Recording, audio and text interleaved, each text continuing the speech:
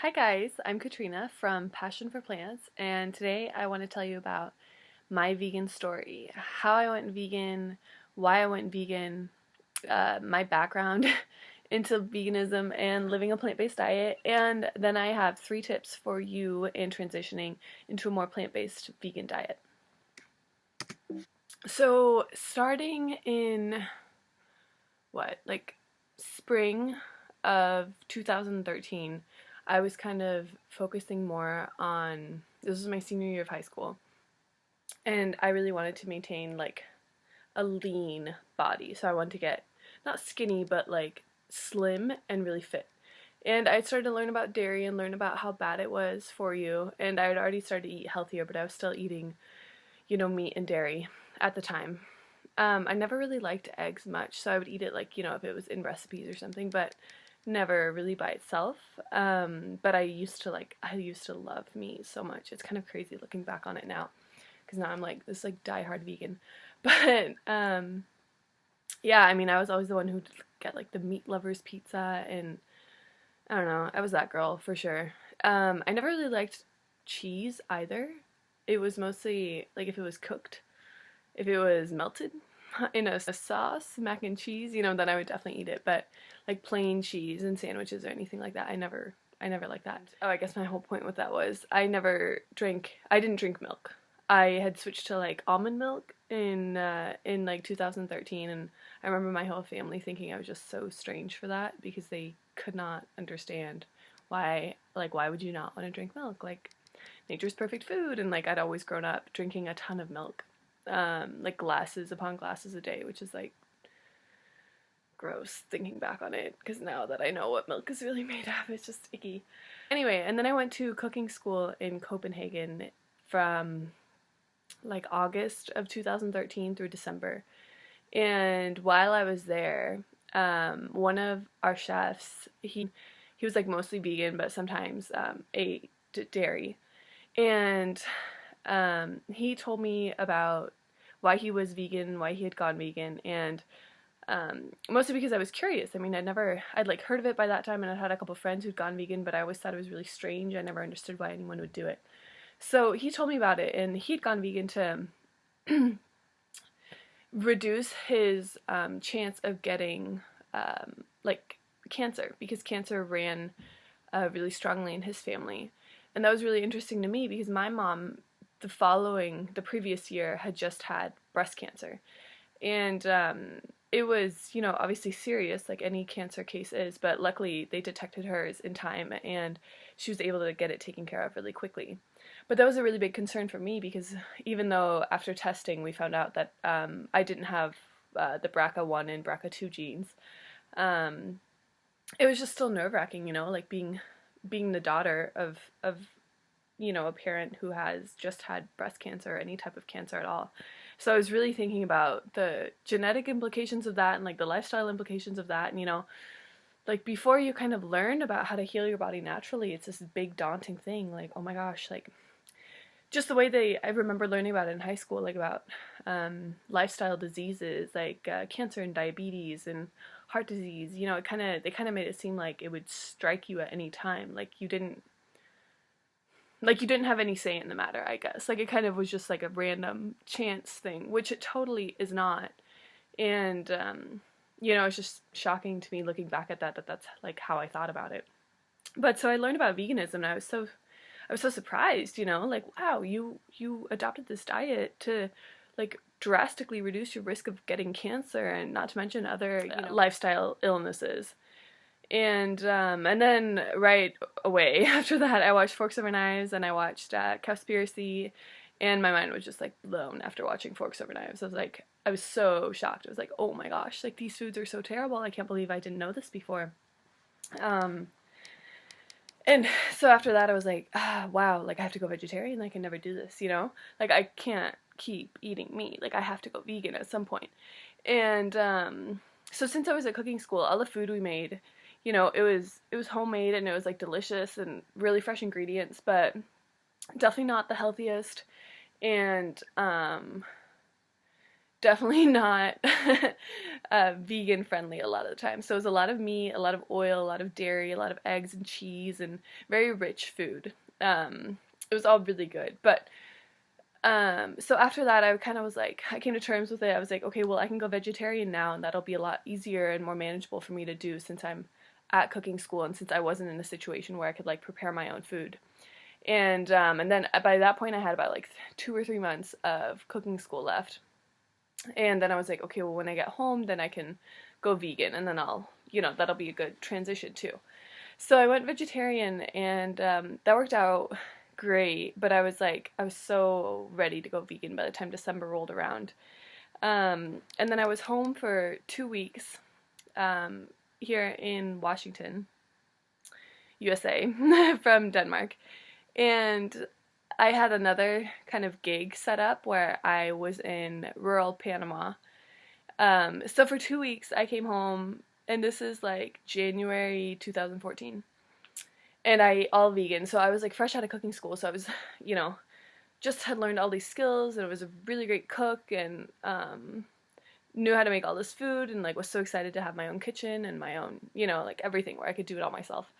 Um, and then I went to Panama, and I was there for 6 weeks total, and it was such a different experience from what it was like 5 miles like southeast of Panama City, and it was just so far out. Like there was no Wi-Fi at the little like hotel, the bed and breakfast I was working at, and like definitely didn't have a cell phone that worked down there. So it was like the polar opposite of what I had just been living in. And then of course like it was super hot, super humid all the time. But since it was so remote, there was only really local food. So pretty much all there was to eat was like meat and like potatoes and like vegetables that we bought at the market. But there definitely wasn't like a lot of vegan options. So at that point I stayed vegetarian because that was really like the only way I could have made it through. Like even not eating meat was hard enough by itself. So then I stayed there for 6 weeks, and then I came home after that for a number of reasons. I was supposed to have stayed longer, but it really wasn't working out, and I was really ready to come home and kind of like find a job and get started. I was going to start college in the fall. So I really just wanted to get home, and I was really excited to go vegan. And that was like a big reason why I wanted to get home and like get home to my own kitchen and my own like ingredients and be able to make all the stuff that I wanted to make. Because at this point I was like super passionate about food. I had just learned how to cook, like just spent 6 months in cooking school, and I just had loved it. And I had just found out about this amazing new lifestyle, like veganism. It's so cool. Like it saves, you're like protecting the environment, and you're doing so many good things, and it's so much better for your body and for your health overall. So I was really excited about this lifestyle, and I really just like wanted to come home so I could start my life and start living the way I wanted and like living in alignment with my morals. So I came home in March, and like right away, March 1st, that was the first day I was home, and that was when I went vegan. And that like ever since then, like never turned back. I don't know, me going vegan then kind of opened the gateway to kind of like my spiritual journey and my spiritual expansion, and learning a lot about myself and like the nature of the universe and the law of attraction, and just reading a lot of like spiritually inclined books. So I was just learning a lot at that time and really expanding my views and my beliefs and my like perspective in a lot of different ways. So I was growing a lot, and I just remember for like 6 or 9 months, like just for so long, I was so astounded by how much energy I had, like being vegan. Like I could sleep like 7 hours a night or something, which is like, for me, I have to get my sleep. And so 7 hours or like 6 hours, that's not enough for me at all. But I could wake up and still be refreshed and still go about my day and really be like excited and have energy, and like I could eat a meal, and even if I was super full, if it was like a plate-based meal, I wouldn't feel like groggy. Like my stomach would definitely be full, but it wouldn't be like so bloated that it was like it was about to burst or that it hurt so bad, like not the feeling like after you eat too many like animal products or processed, foods, and you're just like, oh my god, you have the biggest food coma and you can't do anything for like an hour or so. And I was still like able to do stuff after eating, even if it was a really large meal, which was like an unusual feeling to me. So I just like loved all of the great things that veganism came with. And like I was learning how to make all these different types of foods. I was learning how to make, you know, how to cook with tofu, and mostly I was experimenting. Like I was reading a ton of blogs and reading recipes online, and like since I did have skills in the kitchen, that really helped me out in being able to just like go prepare the foods, or like, okay, prepare something this way. Like I had done that before, you know, in some way, shape, or form. So I was experienced enough to feel really comfortable like trying to make plant-based foods in my kitchen, like for the first time. Um, yeah, and honestly, so it's been like over 3 years now, 3 years and a few months, and it's just like been the best thing ever being vegan. People like people will ask me about it, and they're like, "Oh, like cool, you're vegan," and I'm like, either, you know, sometimes people are like, "Oh, how is that? You know, like what's that like?" And I'm like, it's honestly the best decision I've ever made, and it really, I mean, this sounds dramatic, but this is really how I experienced it. And it was kind of like before I went vegan, or kind of like before I started to like focus on what I was putting in my body and like my health, like my true health, like, and well-being. I just felt like I wasn't really like awake, like kind of in like a fog. Like obviously I remember my life, and like I had reasons for doing all the things that I did before I went vegan. But after I went vegan, it was really just like this massive light bulb switched on, and I really was like, wow, this is so the way to live. Like I can't believe I wasn't doing this before. I didn't know about this before. And really that sense of life, I guess, like that zest for life that I found after going vegan really came from suddenly living in alignment with my like true morals and ethics. And because before, I mean, growing up, like I knew that animals were killed for meat, and you know, I knew that meat obviously had to come from somewhere, but like we never really talked much about it, and no one ever really said anything. Like I didn't really have any close like vegetarian friends growing up, so I was never exposed to the animal rights side of it. And so whenever I would think about the fact that meat comes from animals, like I would be like, oh, dang, you know, like I would feel bad, but then I would quickly like hide it away in my mind. And finally, when I learned about like just the health benefits of veganism and being able to almost prevent, you know, a lot of chronic lifestyle illnesses, my like eyes just really opened, and my perspective about not eating meat and dairy really shifted. Because before that, I would have been one of those people who was like, no, like that's way too drastic, I could never do that, you know, I could never give up cheese. Like I used to love pepperoni, I could never give up pepperoni, you know. But then once I learned about the health benefits of it, and since that was what I was really concerned about at the time, you know, I didn't want to get cancer, um, that really made me think about it again. And then once I realized that it was like a possibility, and then once I finally did go vegan there, like in March of 2013, I was like, wow, holy cow, I can't believe I've been living my whole life like just shoving down my morals. Like it's so against my values to kill any other like living creature, so I just couldn't believe that I had been supporting that for so long, you know? And it just feels like, I think just that goodness that I feel from being vegan, or at least like I initially felt that first year, was really like, it feels so good to finally be doing something that's with my morals, that's like truly my beliefs, you know? It finally felt like I was standing up for what I believe in. I don't know, so now it's like my 4th year being vegan, and it's really exciting to see how the movement has grown so much in just like the past 3 to 4 years. Because really the time I went vegan, it was right on the cusp of becoming something, you know. And now it's really just like taking the world by storm, you know. Or just having people like direct message me on Instagram and be like, oh my gosh, this is so cool, like, hey, I want to start eating more plant-based, how, you know, like, do you have any tips and stuff? Like I love helping other people go vegan, or at least go vegetarian. And I think that's one of my other really big viewpoints I've developed here recently, is that, or not recently so much, but in the past couple years, is that it's not about all or nothing, you know. It's not about like either you're vegan or you're not. And it's really easy for it to seem that way, I think, because a lot of vegans are very diehard, if you will. Like it is really black and white to some people.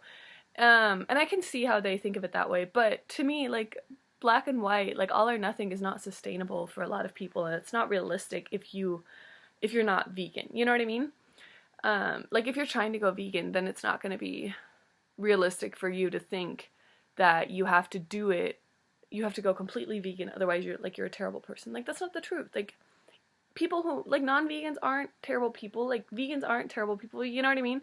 Like people aren't, you're not bad just because you're not vegan. So don't ever let someone, like kind of guilt trip you for not being vegan. I think that's, I don't know, I just don't think that's the way to get anywhere, like with the veganism movement. So it makes me kind of sad when I see people like being shamed for not being vegan or for still eating animal products. And to some extent, I do see it, of course, because it's like I really feel like the amount of animal suffering and the amount of planetary suffering and like destruction that we're doing to the world and our bodies and, our environments by eating animal products. But we can't ever fix that if we're judging each other, if we're so caught up judging each other for still eating animal products or for still eating processed foods or something. Like we're never going to move forward if we're too busy pointing fingers at each other. So that's why I think it's really something to celebrate if you can eat like one plant-based meal like a day, or even like one plant-based meal a week. Like you've got to start somewhere. Like if you're eating meat 3 times a day, then try cutting that down to 2 times a day. Like yeah, you're not vegan, but that's still a huge win, for the environment, for the animals, and for your body. Like your health is going to do so much better if you're just eating like slightly fewer animal products compared to how many you were eating before. So I think really now what I emphasize to people is like try finding one small thing that you can cut out of your life that maybe you don't like as much. So if there's like an animal product you don't enjoy that much, like for example, like for me, like eggs would have been really easy to cut out of my life, or like milk is really easy to cut out of your life, especially now when there's so many like delicious non-dairy milks out there, Like there's so much stuff you can use instead, like especially now with so many vegan substitutions for everything, or like plant-based substitutions for plant or for animal products. It's like a no-brainer to go vegetarian, or at least to eat more plant-based or vegan meals, So I think it's more focusing on how can you make like a small step towards where you want to be, instead of like, oh my gosh, I have to go vegan tomorrow. Like it's all or nothing. I have no idea what I'm gonna eat, but I'm gonna do it anyway. Like that's how you're setting yourself up for failure. So I think that's my first big like point is don't think you have to be all or nothing about it. Like any progress you make towards eating a more plant-based, whole foods, vegan diet is extreme progress. Like don't put yourself down because you're not all the way there yet. It takes the time it takes, and I don't think you're ever going to be really, like you're never going to be really satisfied being vegan if you try to go cold turkey overnight. Like you have to give yourself time to cut those addictions to dairy and to meat and, to all the chemicals that they're laced with, because it is something your body really gets used to and then depends on. My second big tip is really educating yourself on what to eat and how to cook plant-based foods before you try to go vegan. Otherwise, you're not going to be successful if you don't know how to cook for yourself. Or you're going to be trying to eat out all the time, which, is fine if you have the money to do that. But most people don't, and a lot of the time foods, restaurant foods or fast foods are full of just all kinds of things that you don't need in your body. Chemicals, and not to mention a ton of extra oil and sugar and fat and nasty ingredients that you don't want anything to do with. Home cooking is the way to go a lot of the time. So it's really important that you educate yourself on like how to cook lentils, how to cook beans, how to make tofu. It is not a slab of white squishy stuff that has no taste. Like that's not the truth. Like don't tell me tofu tastes like nothing. Like if you boiled chicken and didn't add any seasoning to it, yeah, that would taste gross too. So don't try to like not season tofu and expect it to taste good. Same goes for tempeh. I mean, tempeh has some like natural flavor, not natural flavor, like a natural taste to it. It has some taste to it compared to tofu, but you still have to season it, like you wouldn't cook meat without seasoning it. You wouldn't serve meat without seasoning it. So those are my 2 big things, like, and then learn what to replace something with. So like if you really like creamer in your coffee, get a non-dairy creamer. Like find plant-based products that you really like, and find like plant-based foods that you enjoy, that satisfy you, that taste good. And then my third tip too is to not focus too much on processed foods. So I personally don't really like to eat processed, like, fake meats. Like, they're way too similar tasting to real meat for me. But I do think they're a really great tool for anyone who's transitioning into veganism and really enjoys meats and wants to try something similar, but that's, like, you know, still plant-based or at least vegan. So I think definitely give those options a go if you really like that. And then of course the non-dairy cheeses are great. Like, I mean, there are some cheeses out there that taste really realistic now, but even the ones that don't taste too similar to regular dairy cheese still provide a really great substitute, you know, and still serve the same purpose. You know, they still melt on your pizza or whatever. So, like, find the products you like, and then be sure to include, like, a lot of fruits and vegetables and legumes and, you know, just a lot of whole foods, because that's what's gonna leave you feeling really good. Like, if you go vegan but you're still eating a ton of processed foods, if you're eating, like, white bagels and, I don't know, like, Gardein chicken strips, like, every day, you're not gonna feel that great. Like, you might be vegan, but then you'll be, like, a vegan that eats mostly junk food, and people who eat mostly junk food and processed food, like, you're not going to feel good, you know? Like, your body's not going to feel great because you're not getting all those micronutrients that your cells need to really thrive. So those are my 3 main tips to going vegan. Don't, like, guilt yourself. Don't make yourself feel bad because you're not all the way there yet. Like, just take baby steps. Like, even if you don't think you could ever go vegan, like, try just having a couple plant-based meals a week, and at least you're still, you know, moving forward. At least you're still minimizing your impact on the planet and the animals and your body, you know? Like, at least you're eating more plants either way. And then second, learn how to cook plant-based foods, because that will help you more than anything. And then you can And then third is finding vegan, like, substitute products that you enjoy, and being sure to include a lot of fruits and vegetables and legumes in your diet. So you're making sure you get all your proteins and vitamins and minerals that you need, that anyone needs to live, like, a healthy, well-balanced diet. Alright, guys, that wraps it up for today. Thanks so much for watching. I hope you enjoyed. I know this is a bit long-winded, but I really feel like all of those things I talked about contributed to how I went vegan and where I'm at today. So be sure to subscribe to my channel and check out my Instagram at Passion for Plants. Bye.